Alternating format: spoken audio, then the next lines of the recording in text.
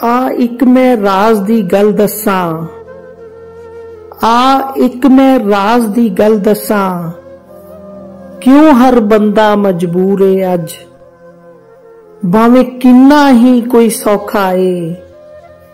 किते फसिया ओ जरूर है अज, क्यों हर चेहरे ते परेशानी है, क्यों उड़ गया चेहरियां दा नूर है अज,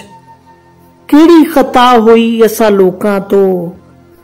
दसां की ये सब दा कसूर है अज,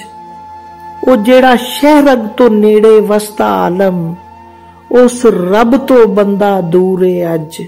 उस रब तो बंदा दूर है अज।